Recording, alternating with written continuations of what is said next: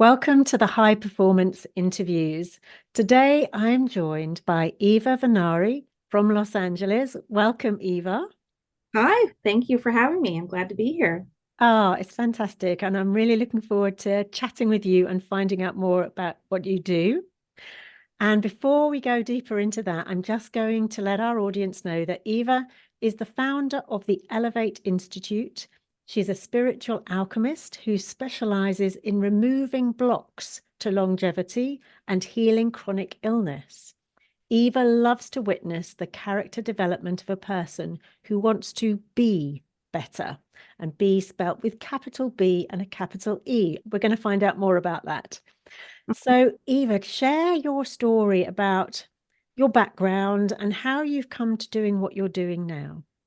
Yeah, well, it was definitely a windy road until I found my purpose. And I found myself at a very young age, very sick and lots of chronic illnesses. And that's uncommon when your family says to you, Eva, you're way too young to be that old. It's really what it was. It was premature aging. So by the time I was 20, I had problems with my autoimmune, and I was told I had that autoimmune disorder and that I had all these different viruses that they couldn't cure, and chronic fatigue, anxiety, insomnia, and depression, and fibromyalgia. These are the incurables, right? The invisible incurables. And that path was something I traversed while raising a family and working a full-time job in an unrelated field. So yeah, it was very difficult. And the only thing that saved me from being on social security disability, which they foretold my future, if you take these medications, antidepressants, and then pain medications, you won't be able to work. That was no for me. I went hard pass. I don't want No, that. no Yeah, option. no. So I had this little innocent thought, and we're not taught this in the Western world, but I had this thought in me: if you give your body what it needs, it can heal itself. And for 16 years, I kept up the search until I finally found the work that I now offer as a practitioner.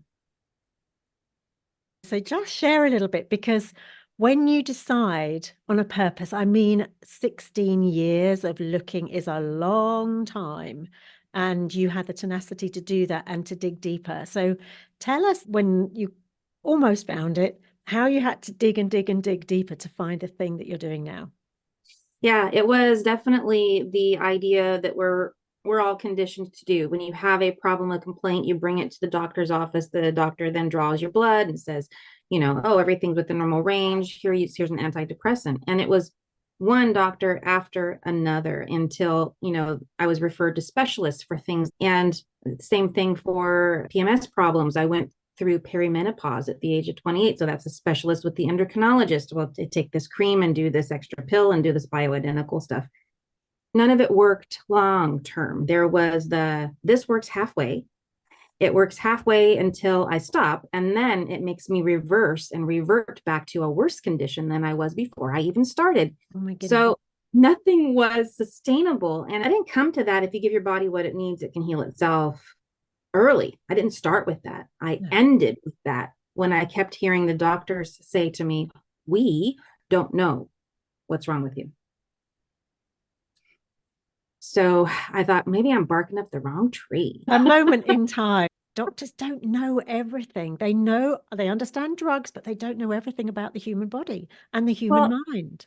yeah, they understand when something's on fire, which something's been severed, or you actually have suffered a burn. If you've gone through some sort of trauma event and you need trauma care, go to the doctor, go to the emergency room, get that thing, patched up, cut out, sewn up, whatever it is you need reattached, do it. But once the body goes past the trauma and you're stable, you move into a whole new area, which is healing. And it's the same solution for healing on longevity as it is for healing chronic illness. Interesting. Mm-hmm. Interesting. So you found something, you discovered something, and you had to dig really deep to find the person that you were looking for. So Yeah. share more about that part as well, Eva. Well, I mentioned I had insomnia. So since I was blessed with insomnia, I would find myself up at 3 o'clock in the morning and searching the internet because when you're awake, you're boom, you're awake. And Google was not as helpful now then as it is today. Back then, you had to be very specific with your search strings, and we're talking 2010. And I put in all 30 different symptoms or descriptions, and I just put them all in. What I came up with were a bunch of somewhat related articles until finally I found this obscure one talking about what it would feel like if you had nutritional imbalances, toxic metals, and unhealed viruses in your body banging around causing inflammation. So as I'm reading this very long article that would be boring to anybody else who hadn't been experiencing these problems, Yeah. I was enthralled and talking about, again, if you give your body what it needs, it can heal itself. I went, oh, that resonates. Yeah, and it sounds like you were almost reading your own story through reading that. It really was. It was reading how my body was functioning, and I just felt this is it. And I hear that a lot from people who will hear my stories from stage or from a book or from something else, and they go, "Yep, I totally understand you. This resonates with me. I knew I had a missing piece that I was waiting to see, and you're it." Yeah. So that's why I talk about it now. People need to know they have an option. Absolutely. And you never ever know when sometimes people think, oh, my little story, it's not to do with anybody else, right? But Oh, when we share it, the number of people that go, oh my goodness, you're just what I've been looking for, Eva. Oh my goodness, that's yeah. the piece that I've been missing of my puzzle. Oh my goodness, thank God you shared your story. And so that feeling, what does that feel like when somebody says that to you? Well, it's confirmation. I do hear a lot of that. Oh, I was just talking with my sister this morning saying I need help with my nutrition, and here you are. And we could be standing in the store at the grocery store line or at the bank, or who goes to the bank anymore, but the the postal service. Yeah. I like my banking is on my phone. Is like that's where it is. But the idea is wherever I am, these divine meetings, people will find me little points of light that have been praying for an answer to their chronic problem, and boop, there I am. So it's just a confirmation that for me, I'm in the right place at the right time, and I'm doing my good work. Yeah. Yes, and the lives that you can change and the changes that you see. So can you share any specific stories? Because I know we were kind of digging into your menopause at 28 and then you're Yeah, going through it again at the moment or perimenopause at the moment. yeah. Well, I would say so. Yeah, it's very interesting the difference between the two. My pain threshold was much higher when I was going through perimenopause at 28 because I was already used to a lot of chronic pain. I had arthritis. I was told I'd be in a wheelchair by the age of 35. My joints ached everywhere. The fibromyalgia, just those three alone, those are horrific, constant pain. And there's no cure for them in medical terms. Mm. I was like in this mental state of, well, what's one more symptom? Yeah, What's more? yeah. Yeah. Yeah. And you have the hot flashes and then you have the mood swings. And I was already in a place of infertility, which if you have, and I didn't know this at the time, and no doctor told me this, they just kept excusing it away. If you have a cycle that is typically 3 months apart in your cycle, that is the definition of infertility. I just thought that at some point, if you're infertile, you won't get your cycle at all, Oh, okay. but you do. It's just not regular. Yes. So all of those things were happening. In addition to the regular menopause, it felt like trying to traverse a mountain like this, in comparison to what I'm experiencing today, now 50 years old, going through my pain threshold is way lower. Anything, the slightest twinge, a little paper cut, and I'm like, what the heck is going on here? I don't want to feel the pain, and that's normal. That's what we want to get to. We want to get to a place where we pay attention to the pain when it arrives. But the difference between the inconvenience and the amount of discomfort I was going through that big mountain is now Yeah, it's much just more a of blip. a blip. Mm. Yeah, yeah. It's a natural progression of the body. It's like, okay, if we put ourselves onto a map and we decide we want to go from Los Angeles, just because I'm here, Los Angeles to Las Vegas, right? And we get to Barstow, which is the halfway point. It's kind of like we've decided, the body's decided to go to Las Vegas. And somehow along the line, we don't like that we're in Barstow and go, wait a minute, why am I not happy with where I'm at? Because you're not in Las Vegas yet. And then we do everything in our power to try to get back to Los Angeles instead of going to our destination. And this is what happens an awful lot in our journey going from childhood and adolescence into adulthood and being the mother, and from the mother into the wise woman. And this transition here, everybody and their mother, no pun intended, is trying to get all of these women who are in perimenopause and menopause back to motherhood with bioidentical hormones and progesterone creams and whatever else is that they're trying to add to the body. No, we're going to Vegas, going to the other side. We're getting to this place where we're supposed to be the wise woman. We're out of motherhood, and we have to stop the resistance towards this. And I find that that's been a huge mindset that has made all the difference between that. I'm not supposed to be feeling this at 28. No one's supposed to be going through perimenopause at 28. And you know how common that is now? No, go on, tell me. It's Really? very common. Yeah, the infertility due to the, oh, what are they called? The copper inserts for, but a lot of women for birth control, they have the copper that looks like a little Y. It goes inside the uterine wall, and they're Coil? told this is the coil. And so they're told it'll be something we can remove when you're ready to have children. And it creates an imbalance in the body Oh, that then makes the woman infertile. When she has it removed, they will say things, oh, you're damaged now, you're infertile, you're unable to have children, so sorry. wow. So that kind of thing is very common. And that's just one example of how infertility happens. And the PCOS is very common too in teenagers through if they're able to have children through motherhood, years up to 40 years old. Women have no way to correct the problem. And so they end up in the hospitals for a weekend at a time, just on pain management. It's very common. And I think it's terrible that they've not put two and two together and gone, okay, let's not do the coil anymore, because that creates infertility in women. Yeah. That's incredible. You know, when you think how far the world has moved ahead, why is that not important enough to take off the market, as it Well, were? they don't.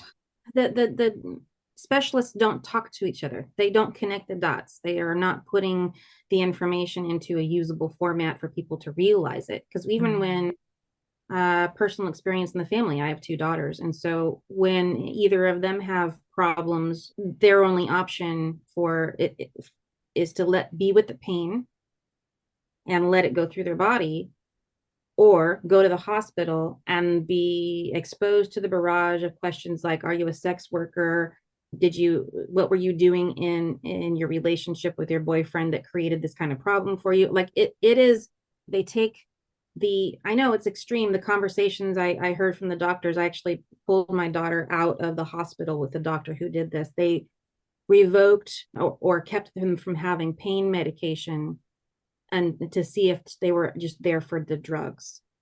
So you get a lot of people who are, yeah, seeking medical drugs as an addict. And I'm like, Yeah, yeah, that's just not good.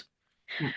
Okay, so now tell us more about the mineral therapy and how that works, and yeah, because that sounds fascinating. Yeah. So there was in this long article very prominently mentioned copper toxicity. And I'm going to preface this whole conversation with, don't go out and get copper chelation therapy. That's the worst thing you can do. It's like driving your car around after popping your tires and not putting a spare tire on. You're now running around on your rims. Do not ever do chelation therapy as a solution for heavy metal or nutritional toxicity. So that said, done. Note well, write that Yes. down. Yeah, write that down. Forget all about chelation therapy. That is a dangerous trend that we should not pursue. I've tried it, and it does ruin the body and the organs. Wow. So what we're tapping into instead is realizing that our DNA demands that we're made up of preferred minerals. And the preferred minerals, I call it stardust. It's what we're of the earth, right? We're supposed to be made up of the earth, and the earth has been polluted over time. So there is a plethora of toxins that the body will use if we don't give it the preferred minerals that we need. And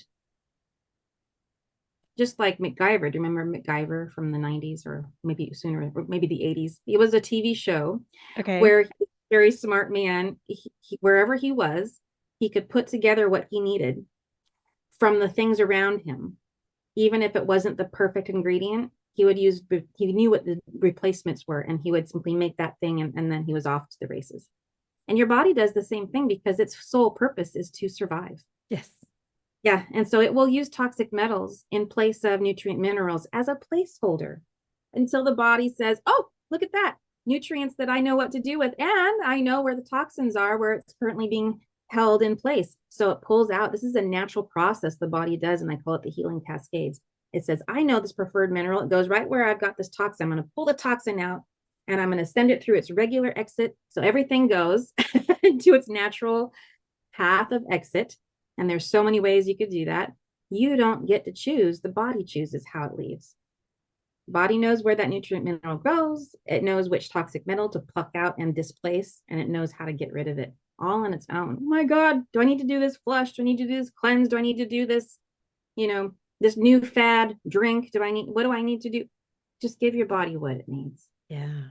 And the difference between having a life where you're living through, in my case, 30 different symptoms, diagnosable, incurable problems, to I'm living with an ideal body that has minimal amounts of toxic metals, more in alignment and more idealized levels of nutrients. It's vast. All 30 different symptoms that I had were gone within 3 years. I reversed my chronic adrenal fatigue. Oh my goodness. Who gets scarlet fever these days, Eva? Thank you. Yeah, words right out of my mouth. Who? That's what they said at the time. I was 20 years old living in Las Vegas, and they go, where did you get scarlet fever? Well, I worked at a doctor's office, and one of the patients that was there getting treated for a car accident came in with scarlet fever, and he handled his own file, and I was the medical transcriptionist. So I picked it up from the file. Oh my goodness. In a relatively safe environment, Yeah. but I was the only one who got it because I had the autoimmune suppression. Autoimmune, yeah. Yeah. So this was a 6-week, very high number of intense antibiotics. I couldn't leave the house. People were ding dong ditching food for me. They were scared for their life. So, and I've had both COVID and scarlet fever is way worse. Oh, wow. Or my immune system is so much stronger now that you dealt with it. Yeah. And so all of the things that you told us at the beginning of this interview have now either dissipated, or they're completely gone, or you only just get tiny little signs of it. Tiny little times. And that's because your body goes through its natural changes. Like in my case, I'm going from motherhood into the wise woman. This menopause is meant to be a transition, and it's a reversal of our puberty, isn't it? So it's a different stage. Your body needs different things, and the symptoms are to let us know that we need different things. We need to think of ourselves differently. We need to be more caring with ourselves. We need longer to recover. We need just the different foods and all of that, and different mindset. You're no longer in the place of motherhood, really. Right? It's a different mindset. Yeah. So if we ignore it, I think that's when the symptoms become more unmanageable. And so if somebody came to you and they said, listen, I've got all of these symptoms, my doctor's told me my testosterone is really low, and that's low, and I'm all out of balance with my hormonals, what would you say to that person? What would you say to that woman Can Yeah. you help me? Yes. Yeah, I can. And I've seen it time and time again. It really does come right down to, and people want to argue this. They're like, but what about the creams? What about the progesterone treatment? What about taking estrogen? Stop trying to go back to LA.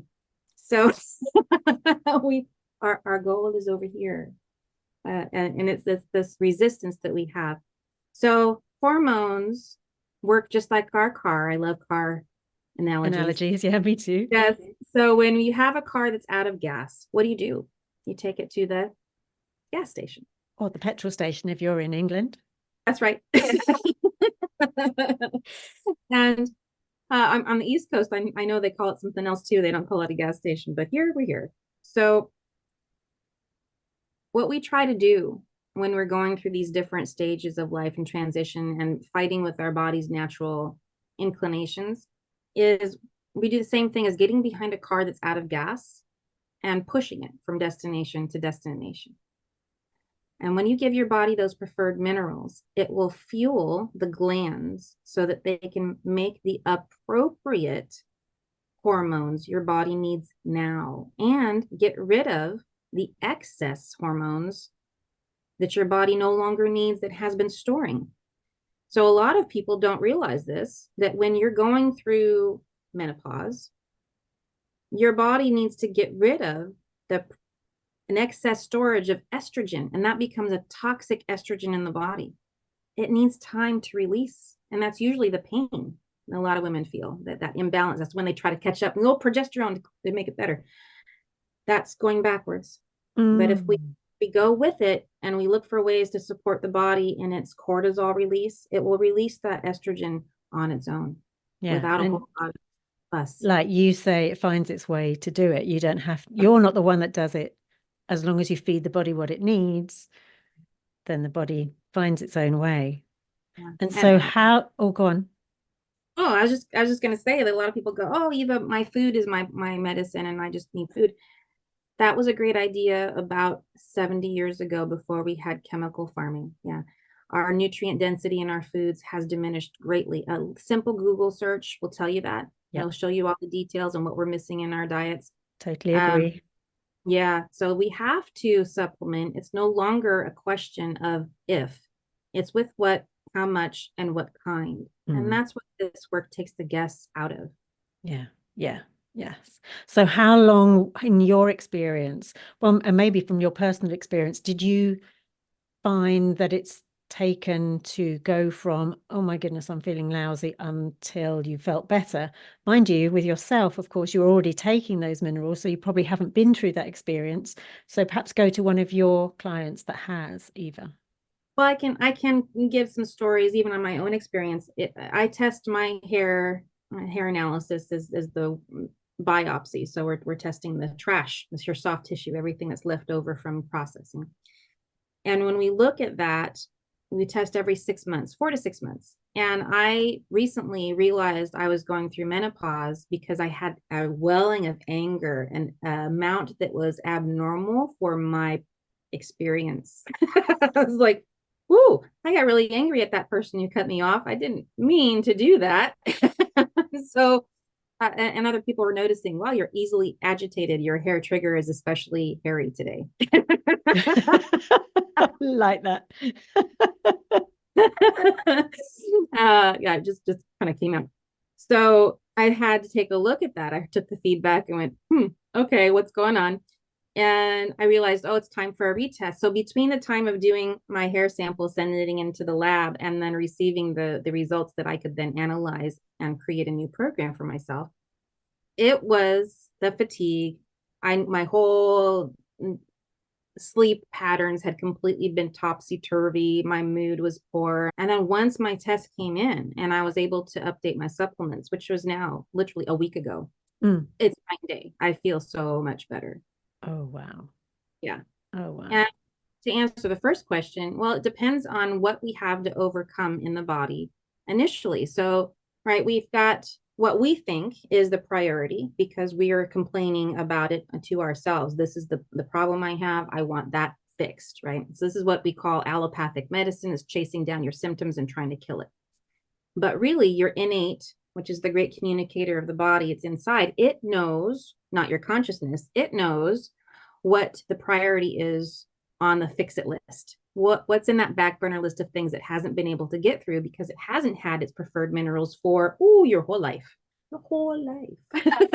So it's got to do a little catch up, and it may have to kill out a virus like COVID, or in my case, scarlet fever, or it might have to clear out a heavy amount of calcium to magnesium, or get rid of some unavailable rather forms of nutrients that your body's been holding on to, creating inflammation. I don't know. For me, when I started with all of those 30 symptoms, I didn't have a regular cycle for 9 months, but it took my body 9 months to get to that place where I was finally regular. Which isn't surprising, seems the number of things you had going on in your body, right? Yeah. Well, and then what's interesting to me, looking back, my very first healing reaction was an emotional grief. I had lost my grandmother 7 years prior, and I remember being at the funeral thinking, why am I unable to cry? Right? So emotional hardness can be another symptom, and that's usually due to unprocessed emotion. Yeah. And in my case, I have a clairvoyant aptitude, and so I was 2 weeks into my own program and started to see the picture in my mind's eye of my grandmother's face, and I could suddenly feel the grief just releasing and leaving. Wow. I spent 5 minutes just sitting in that as a healing reaction, and from there things really moved forward. Wow, that's amazing. Oh my goodness. Wow. I love that. And so it's all very personal, isn't it? It's all very personalized through somebody's hair sample. Yeah. Wow. Yeah, that's why that the trends and fads don't work for everyone. People ask me that, oh, is this good for me? I don't know until we test your hair. Yeah, and I know I'll hear some people rave about some kind of therapy work, and I resist it for some time, and then I think, oh, let me go and try it because that might work. What's all the fuss about? It didn't work for me. It's very personal to what works for you. So having a way to test that, and you say you send that sample away to a lab, you obviously tell them what you need to find out from it, and they send it back to you so you can work out. So does this work for people abroad? If they wanted to work with you, Eva, how Yeah. would they do that? Just share that with Yeah. our audience. I have clients all over the world, from Peru to Dubai, and that includes the UK. And it's really easy because hair does not spoil in the mail. Aha. Aha. And it can be done, just as we said, from anywhere and from your home. You don't have to get in the car and fight traffic to come do this. It's very simple, but the best way to find me and learn more about it, and if it will work for your sensibilities, not if it will work, because if you work it, it works. It's that, are you willing to do the things that are necessary to get your body back on track? Yeah. It's to go to my website, and that's theelevateinstitute.com, all together squished. The Elevate We're going to put Institute. it in the description box for anybody that doesn't write that down. It'll be in there. Yeah. And then at the very bottom of the homepage, you'll see a start here calendar link. And I offer a free 20-minute call because, like Lucy says, you're going to have a personal question. You're going to have something that is not a generic question.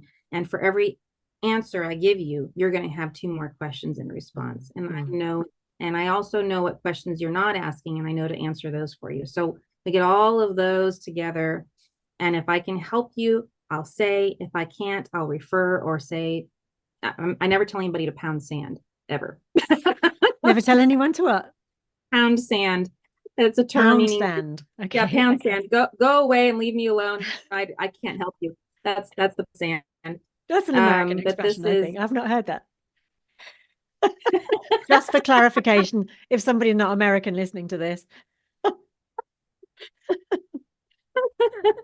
It doesn't matter where you are, and I can get you a digital hair kit. You send in your sample, and within a couple of weeks, we have your results back, and we sit down over a call that is a shared screen. People are always surprised. They're like, wow, you pinpointed all of the problems that the doctors have never been able to show me why I'm experiencing these symptoms, Yeah. and then given me a way forward. And the anxiety just drops by at least half in Yes. knowing that they have a path forward. Yeah. It's a big difference between not being heard and just being told it's all in your head Yes. and Or given. there's nothing wrong with you, right? Yeah, yeah, I can't tell you the number of times that I've been told that. The doctor actually turned his back on me, so I got to see his white coat and said, as he's writing into my notes, hypochondriac, I think it's all in your head. You need psychological help. I'm looking at the look on your face. Yes, that was the level of care that was available to me in Burbank, California in Yeah. 2010. Yeah. Okay, so Eva, we come to the end. It's been fascinating talking to you. What would you say your top 3 tips are for our audience if they're thinking, oh my goodness, I really do need some help with what I'm going through?